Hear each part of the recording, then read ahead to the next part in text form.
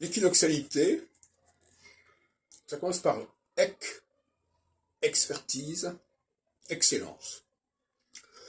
C'est la reconnaissance et la prime à l'excellence, l'équinoxialité. Inversement, la solsticialité, c'est le déni de l'expertise et de l'excellence. C'est-à-dire qu'on préfère prendre des gens qui n'ont pas véritablement de stature, de poids, de compétences dans le domaine en question.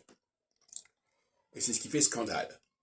Et l'équinoxialité, justement, quand elle survient au bout de 7 ans de socialité, est là pour dénoncer le scandale de la socialité, le scandale de l'incompétence, le scandale d'avoir promu des gens qui ne le méritaient pas, etc., etc.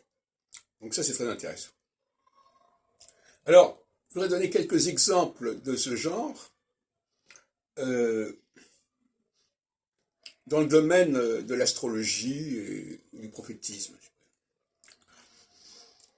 En 2002-2003, on fait élire à l'école pratique d'autres études quelqu'un qui n'a pas du tout les compétences de ses autres candidats dans la section consacrée aux études ésotériques.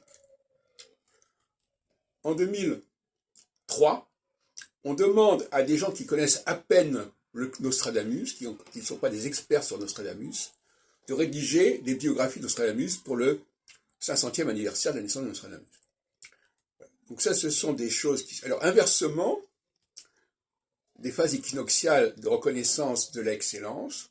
En 67, c'est l'accueil du travail de Barbeau sur l'indice cyclique, qui correspond à une période équinoxiale. Et en 2023, c'est actuellement la reconnaissance de mes travaux sur le paradigme universel saturnien. Et nous sommes également en phase équinoxiale à 28 ans, à 56 ans d'écart. Et 56 ans, c'est 8 x 7, 56. Donc on revient à la même phase.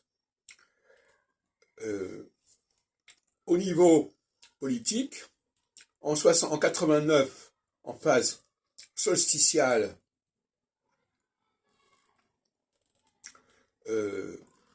Gorbatchev ne sait pas gérer la crise dans les pays communistes, d'où leur éclatement.